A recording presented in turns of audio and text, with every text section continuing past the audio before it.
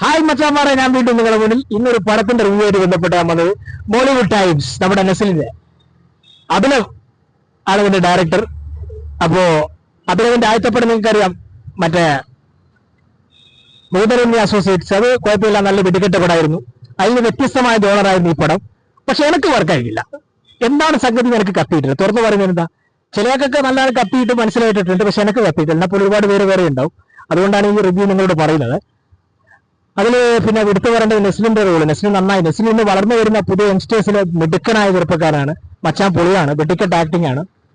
അതുപോലെ മറ്റേ അമൽ ഡേവിസ്, അമൽ ഡേവിസ് ആയിക്കോട്ടെ, അതുപോലെ തന്നെ നമ്മുടെ ജഗദീഷ് ഏട്ടൻ, ഷറഫുദ്ദീൻ, ഇവരൊക്കെ നന്നായിട്ട് അതിൽ വർക്ക് ചെയ്തു, നന്നായിട്ട് അഭിനയിച്ചു, നന്നായിട്ട് അവരുടെ ഭാഗമൊക്കെ പോർഷനൊക്കെ നന്നായി ചെയ്തു. പക്ഷെ എനിക്ക് വർക്കായിട്ടില്ല. എന്താണ് അഭിനവ് ഉദ്ദേശിച്ചത് എനിക്ക് വർക്കായിട്ടില്ല. അഭിനവ് ആദ്യത്തെ പടം വെടിക്കെട്ട പടമാണ്. അതുപോലെ വിനീതിന്റെ റോള്, വിനീത ആദ്യത്തെ പടത്തിന്റെ നായകൻ വിനീത ആയിരുന്നല്ലോ, അദ്ദേഹത്തിന്റെ റോൾ ഇതിൽ എടുത്തു പറയണം. അദ്ദേഹം നന്നായിട്ട് ചെയ്തിട്ടുണ്ട്. പക്ഷേ നമുക്കിതിന്റെ എന്താണ് ഇതിന്റെ പറയാൻ ഉദ്ദേശിച്ച ജോണർ എന്ന് വെച്ചാൽ അത് മനസ്സിലായിട്ടില്ല, വർക്കായിട്ടില്ല. അതെന്നെ പോലെ കുറെ ആൾക്കാരുണ്ടാവും വിചാരിക്കുന്നു, വർക്കായ ആൾക്കാരുണ്ട് ഇഷ്ടം പോലെ.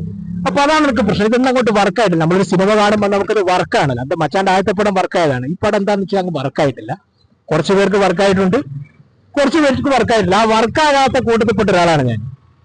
എന്താണ് ഉദ്ദേശിച്ചെന്ന് എനിക്ക് മനസ്സിലായിട്ടില്ല. എങ്കിലും നെസ്ലിന്റെ അഭിനയം കാര്യങ്ങളൊക്കെ സൂപ്പർ ആയിട്ടുണ്ട്. കുറെയൊക്കെ പിന്നെ നമുക്ക് അങ്ങോട്ട് കണക്ട് ആകും ഇതുപോലെ കുറെ കാര്യങ്ങളൊക്കെ. അതുപോലെ ബേസിൽ ജോസഫിന്റെ എൻട്രി എടുത്ത് പറയണം. ബേസിൽ നന്നായിട്ട് ചെയ്തു, അദ്ദേഹത്തിന്റെ പോർഷൻ നന്നായിട്ട് ചെയ്തു. പക്ഷേ ചെയ്തു എന്ന് പറഞ്ഞ കാര്യമില്ല, നമുക്കിതിൽ എന്താ പറയുന്നത് മനസ്സിലായണ്ടേ. കുറെ പേര് ഇരുന്ന് കണ്ട് അതിലെന്താണ് അതിന്റെ പൊളിറ്റിക്സ്, എന്താണ് അതിന്റെ കാര്യം എന്ന് വ്യക്തമായിട്ട് മനസ്സിലായില്ല.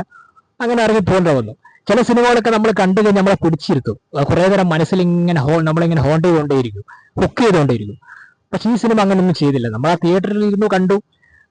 പിന്നെ ഒരാളെ സിനിമാ മേഖലയിലെ എൻട്രിയും സർവേയും കാര്യങ്ങളൊക്കെയാണ് ഇതിൽ പറയുന്നത്. പക്ഷെ അങ്ങോട്ട് കണക്ട് ആയില്ല, അതാണ് സത്യം. അതാണ് എൻ്റെ അഭിപ്രായം. സിനിമ നമുക്ക് അങ്ങോട്ട് എന്താ പറയുക, പിന്നെ കണക്ട് ആയില്ല, ലിങ്ക് ആയില്ല. വേറെ എന്തൊരു വൈബ് സിനിമ. ചിലർക്ക് ലിങ്ക് ആയി, ചിലർക്ക് കണക്ട് ആയി. പക്ഷെ എനിക്ക് ലിങ്ക് ആയിട്ടില്ല, കണക്ട് ആയില്ല. അത് ആദ്യം തുറന്ന് പറയുന്നത്. എന്താണ് ഇതിന്റെ സത്യാവസ്ഥ, എന്താണ് ഇതിന്റെ കുട്ടൻസ് എന്ന് സംവിധായകത്തിന്റെ വ്യക്തമാക്കണം എന്നാണ് എൻ്റെ അഭിപ്രായം. ഓക്കെ.